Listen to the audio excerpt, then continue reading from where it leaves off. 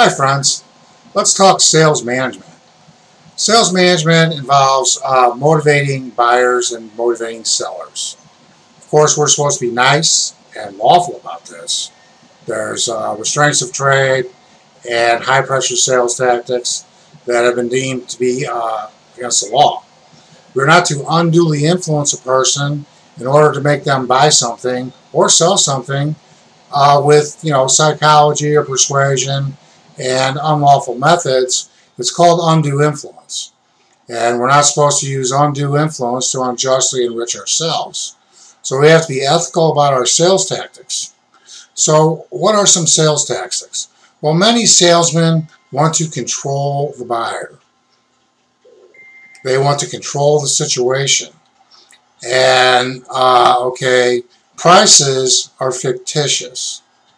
Prices are just motivation. Prices are just incentive. So, we offer price discounts. We raise and lower prices. We just write them on a chalkboard. They're fiction. That's fictitious. So how do we value our product? Well, we have to have a general estimate of, cost of production. Cost plus 30%. And that's how we run the house. Cost plus 30%.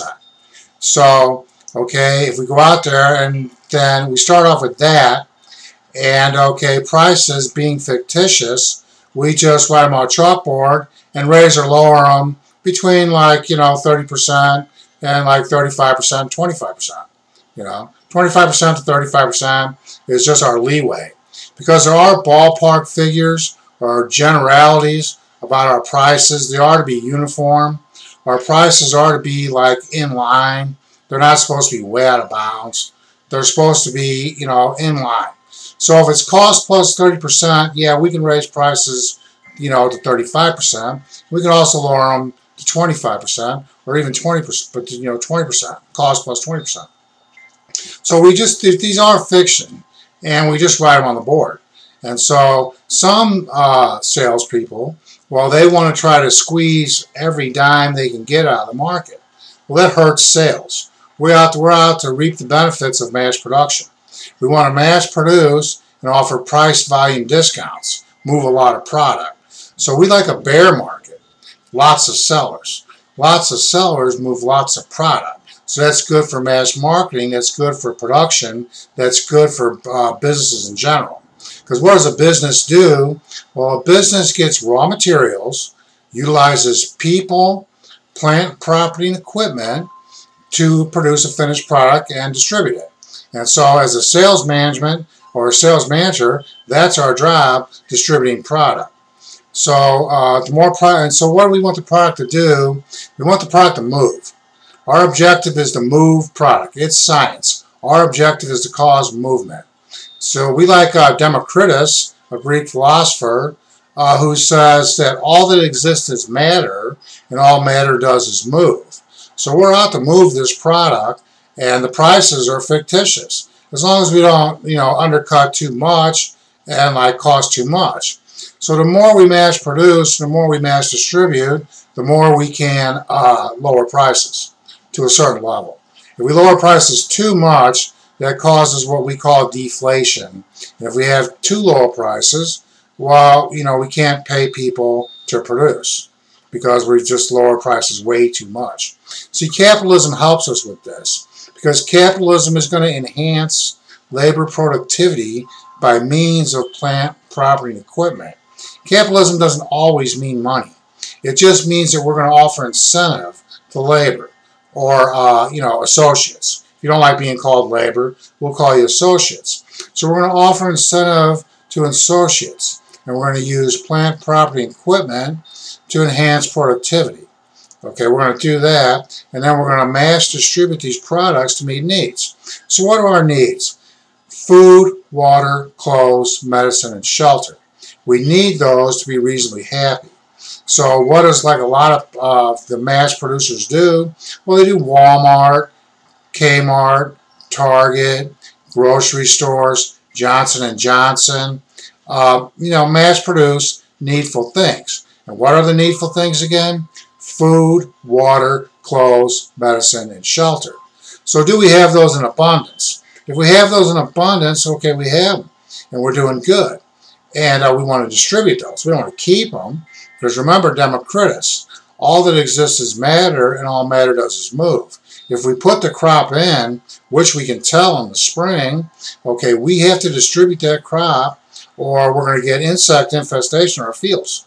So you got us farmers, you've got us. If we put the crop in, we have to bring it in and distribute it, or we get insect infestation.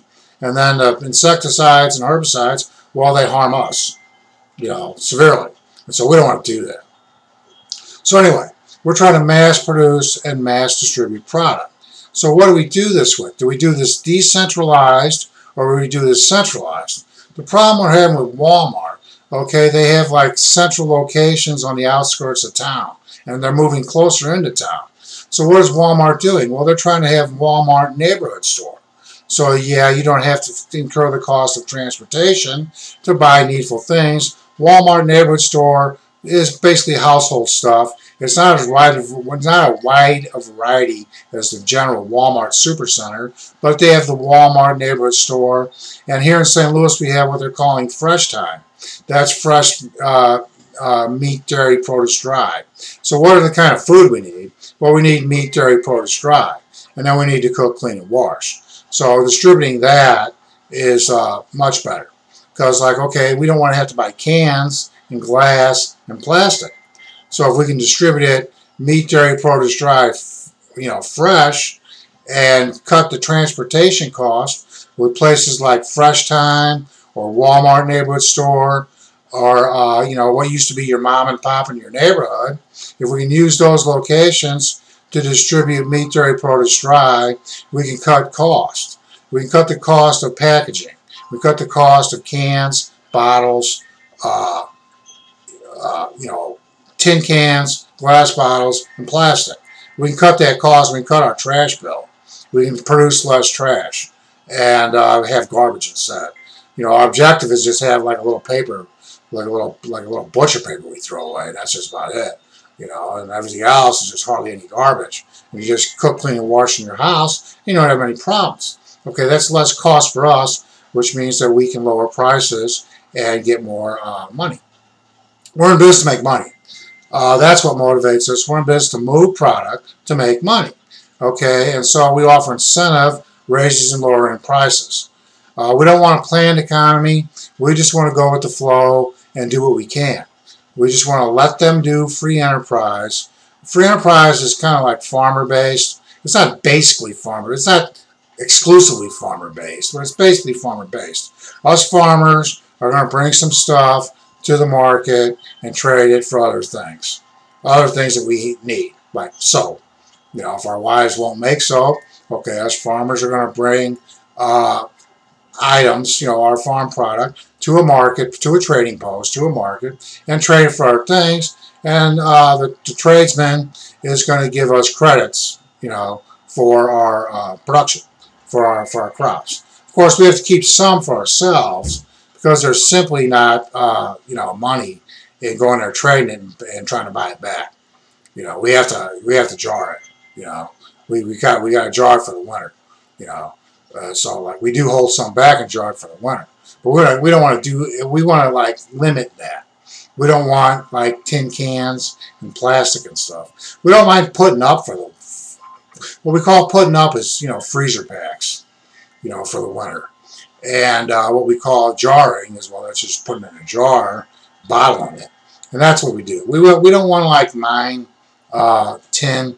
We don't want to mine tin cans, and we really don't want to jar that much. And we don't mind putting up some jars and putting up some freezer packs. That's what we call putting up. We'll put up a little bit of it, but because we do that, because there's not an advantage to us to sell it all and then have to buy it back over the winter. We have to hold some back for ourselves. And it's we don't want too much of that, but we don't want to go hungry and have a poor diet over the winter. That just happens northern climates. In southern climates, people hardly jar at all. They don't need to. So anyway, what we're doing, okay, so how do we motivate the salesman? Well, we offer him, salary plus commission. So the more he moves, the more he gets money. And like, what does salesmen like? Well, some salesmen like to use persuasion, but they have to use it in an ethical manner. So what do you like? Well, you like successful people who offer you food for free. You know, like the successful guy, okay, all he's got in his house is a piano. And he has like all his friends over, and he gives them food. Okay, they're persuaded that he's successful, and they like him. That's persuasive technique. You like people that give you free food. So like the salespeople, okay, they'll have a big house, and all they'll have in there is a piano and their private quarters, and their friends will come over and like listen to music, and he'll be serving free food, and that gives the image of success. And success breeds success, and failure breeds failure. So politicians learn this because persuasion is a bunch of law stuff, psychology and persuasion. So they, do stuff about their political economic stuff. We're not even really into political economic stuff. We're out to satisfy customers. We want you satisfied. See, like J.C. Penney, he says the customer is always right, and we agree with that. The customer is always right. So there's paying customers, and there's customers that like don't have to pay us every time we see them. There are customers a customer, and just because a customer doesn't pay you every time you see them doesn't mean they're not a customer. Everybody's a customer. You got to consider the entire population a customer. So there's people that abuse this theory, and you get tired of it, and there's people that abuse it the other way. They think like every time you see them, that the guy's you got to pay the guy some money. You don't. The customer's always right, and everybody's a customer. Treat everybody with prompt, diligent, courteous service. Everybody likes that. No one likes to be kept waiting while someone does other things. So we have problems on the job now because, like, okay, people want to multitask. They don't want to specialize. Capitalism is specialized labor. So anyway, we want the people like at the restaurant to specialize. We don't want the order taker to say like, well, wait a minute, I got to go talk to somebody else, or I got to go get somebody else's meal. We don't want the guy to do that. We want them to take your order and turn it in, and then when your order's ready, they want them to give it to you. Or like have the bus person or the food server just just give it to you. The host, the bus person, or the food server can just distribute the food. That's fine. The order taker can just go ahead and take the orders and turn them in. That's fine. Like the order takers, okay, they go to the bar. They get the soda and the mixed drinks and the beer and stuff. There's a charge for those. And so like, yeah, the order taker has to write those down. The order taker gets those. And so the bus person, the host, the food server, whatever you call the guy or girl, gets like coffee, tea, milk, water, bread. They handle that. Salads, they handle that. And then they, like, when the food's ready, they handle that too. And the order taker just runs around taking orders. And like, they get the most money because they're out there taking orders. They're giving good table service. So like, we want to do that like with everything. We want to do that. We want to try to do that with everything. Walmart's a little different. They want you to like go in there and investigate the store yourself, look around. If the word investigate means look. So they want you to go out there and look around the store yourself. And they don't like it really inquiring. They don't really like questions. That's like, they don't really like you to inquire. They don't really want questions. But, you can go in there and look around and see what they got, and then you can know. So market information, that's what helps customers. We like the customer to have lots of market information because we got the best deal. We got the best deal. So go ahead and shop us first and shop us last. And go ahead and see what the other deals are because we got the best deal. See, we can say we got the best deal. That's legal advertising. We can't say we got a better deal or a better product. That's unlawful advertising. But we can say we're the best in town. Shop us first and shop us last. So anyway, you got to be ethical with the persuasion. Because like success breeds success and failure breeds failure. So like if you use a lot of psychology and a lot of persuasive techniques to take, an average consumer for a lot of money, they'll just void the contract and, they'll just take it off. The courts will do that. It's okay, because like we used high pressure sales tactics, or we had them over a barrel. We took unfair advantage of them, like they needed. Like I've also been in heating and air conditioning.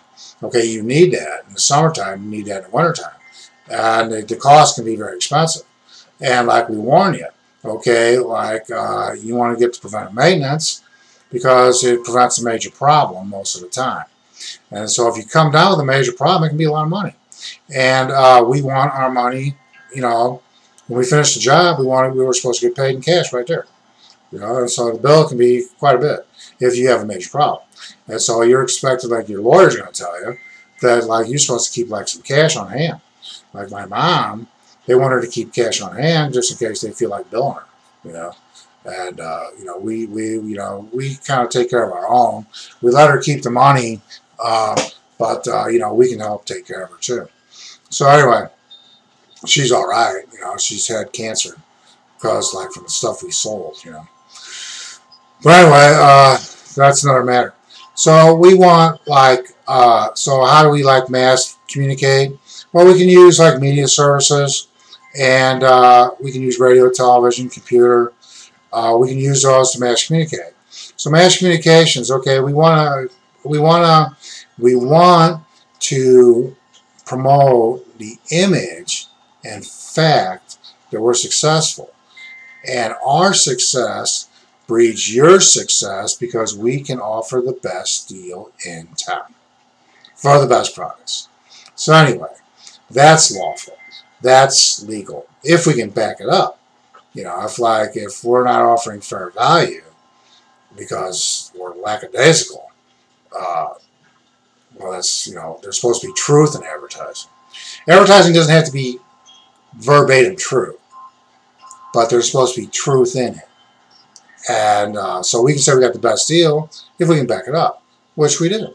So that's all right. So anyway, just remember that the prices are just us writing on the chalkboard, and the payments, that's a banking system. We never want to emphasize cost to you. We don't emphasize cost to you. We often emphasize savings to you, best deal to you. We never want to emphasize like cost to you.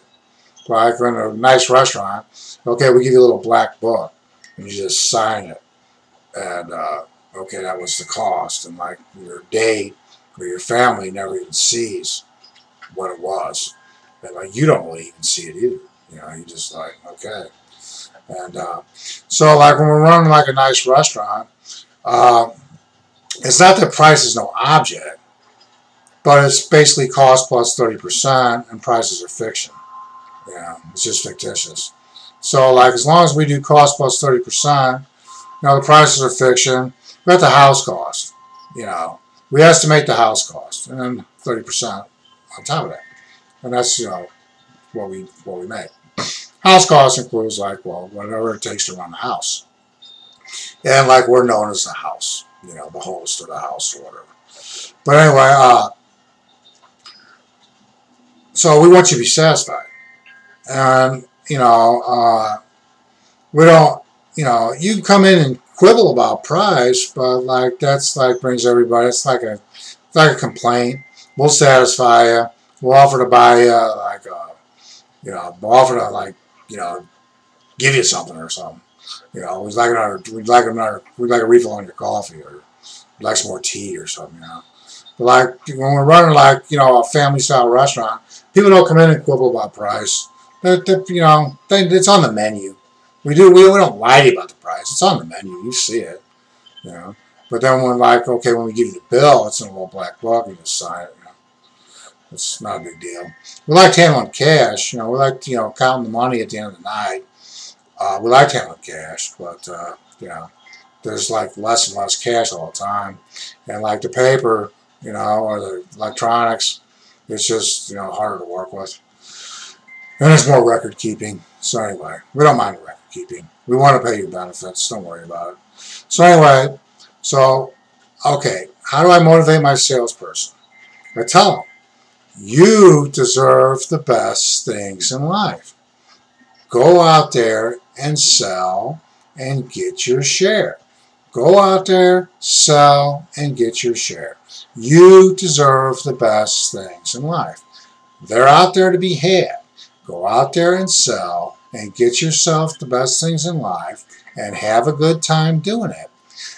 Prompt, courteous service with a smile. Prompt, courteous, diligent service with a smile, and go out there and get yourself the best things in life. So anyway, I give them a commission. I give them salary plus commission. Enough to live on. You know, they get a salary that they can live on, and they get commission too.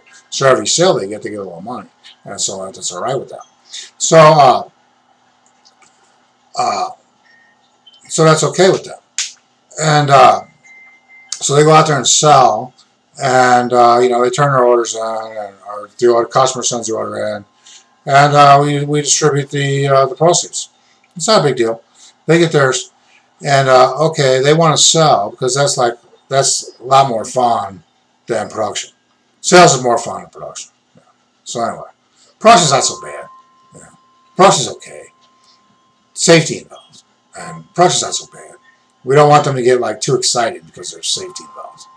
Yeah. But we don't depress them. There's a lot of psychology going on. You know, it's like industrial psychology, psychology of sales, management psychology.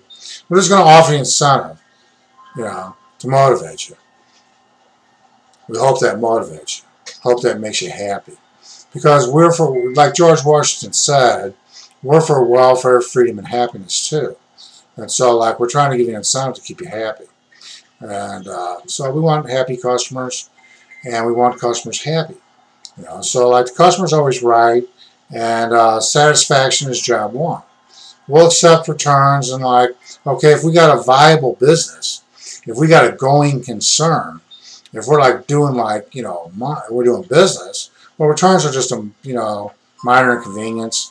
It's not really an inconvenience. It's just that people don't like rework. When you have to redo something, it's not the money. It's just people want to get it right. Okay, and when they have to redo it, well, that's because they got it wrong. And so they just don't like that, you know.